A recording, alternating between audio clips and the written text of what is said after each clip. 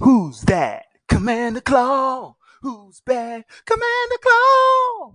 Welcome to another episode of Breaking Brews. I'm your host, Commander Claw, and I'm letting you know if this is your first time here, I usually have my cat twisted to the forward. If it's back like this, I'm locked in. I got enough coffee and my brain waves are just in Magic the Gathering mode. So let's talk about this Saga Enchantress Commander, Garnet, Princess of Alexandria. From the Final Fantasy set, y'all should be excited to play her if you like Selesyna and you kind of want a new twist with these sagas, right? Generally before the sagas were just enchantments with chapters on them. Now the Final Fantasy set released Saga summons where they're enchantment creatures. So you got two creature types, a creature that is big green stompy or something powerful with triggered abilities on each turn, like chapters 1, 2, 3, 4, 5. There's even 6. So it gets bonkers. Nonetheless, let's talk about our pretty lady right here. For green and a white, you get a 2/2 body legendary human noble cleric. She has lifelink. She says whenever Garnet attacks, you may remove a lore counter from each of any number of sagas you control. Put a +1/+1 counter on Garnet for each lore counter removed this way. So I'm already thinking I need to have a bunch of sagas on the battlefield with her. So maybe I'll play a bunch of sagas before I cast her. What's great about casting her is she only costs 2 mana, a green and a white. Super easy to do. So you invest early with a bunch of saga chapters, and hey, well, I want to start getting my commander going, green, white, and it turns into a giant stompy creature pretty much because you get to remove lore counters and add +1/+1 counters onto her.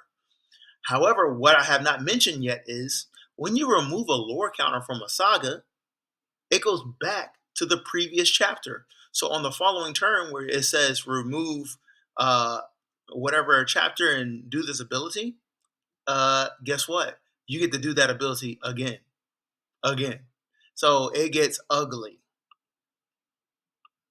So when I say you can always build her Voltron or Aura enchantments, it gets ugly. She goes tall. And if your opponents do not have an answer, you're swinging for commander damage. Let me get into some of these powerful saga summons real quick.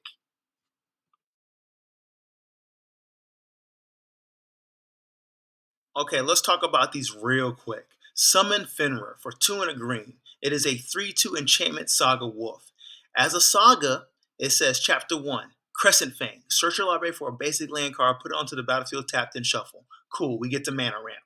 Chapter 2, Heaven Ward Howl. When you next cast a creature spell this turn, that creature enters with an additional +1/+1 counter on it. Cool, buff your creatures. Chapter 3, Eclectic Growl. Okay, draw a card if you control the creature with the greatest power or tie it for the greatest power. Cool. This is just a bunch of abilities that just gets you value. Moving on to Summon Ixion for 2 and a white, 3/3 body first strike saga unicorn. I do actually have a unicorn commander Breaking Brews video out there, so I do need to include that in the top right hand corner. Hopefully, I don't forget. Anyway, chapter 1 for Summon Ixion. It says Arrow Spark. Exile target creature and opponent controls until the saga leaves the battlefield. Okay. Chapters 2 and 3. Put a +1/+1 counter on each of up to 2 target creatures you control. Gain 2 life. Value, value, value. Okay, so I talk about these 2 summon creatures in another video. I think it was Una Hope of Spira. Yeah. Ugh, these 2 are nasty. All right, we got the Magus Sisters for 4 and a green, 5/5 Saga Fairy enchantment creature with haste. Then chapters 1, 2, and 3. It says choose one at random. First one, combine powers. Put 3 +1/+1 counters on target creature. Chapter 2, defense. Put a shield counter on target creature. I like shield counters because whenever a creature takes damage and it has a shield counter on it, remove the shield counter, prevent that damage. It survives a blasphemous act. Chapter 3, oh, I'm sorry, the third ability, it says fight. This creature fights up to 1 target creature an opponent controls. Yeah, getting rid of creature removal. Next up, we got Summon Yojimbo. Summon Yojimbo.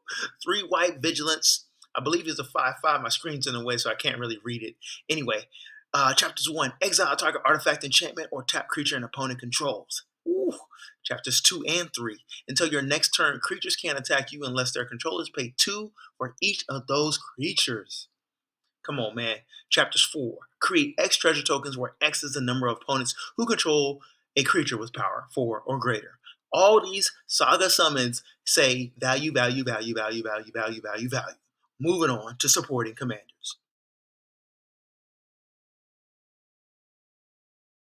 Yeah, like I mentioned before, Yuna, Hope of Spirit, I was right. For 3 green and a white, 3/5 body, legendary human cleric, during your turn, Yuna and enchantment creatures you control have trample, lifelink, and ward 2.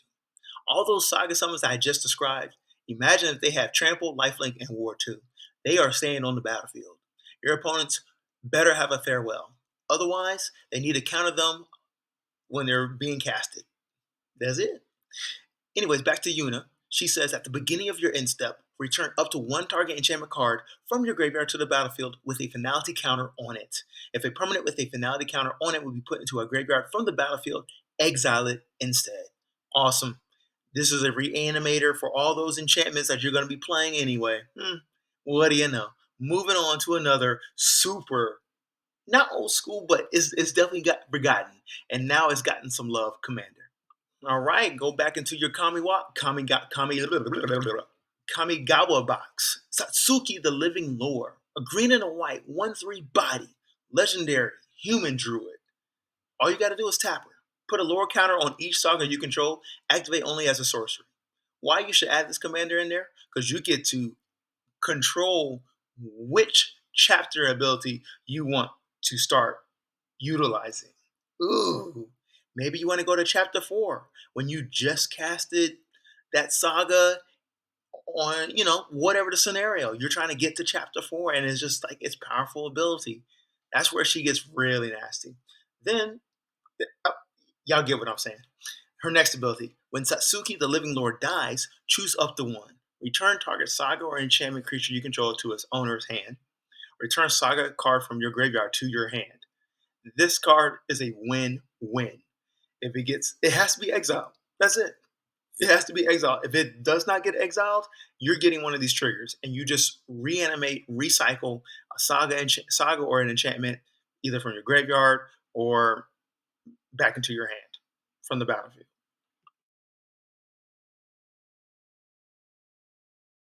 Hey, I am adamant about giving you these underappreciated, not talked about enough cards in videos. Story Weave, 2 and a green. It's an instant. It says choose 1. Put 2+1/+1 counters on target creature you control. We like that. We like that. Okay. Or put 2 lore counters on target saga you control. The next time one or more enchantment creatures enter the battlefield and you control this turn, each enters with 2 additional +1/+1 counters on it. What? That's all at instant speed.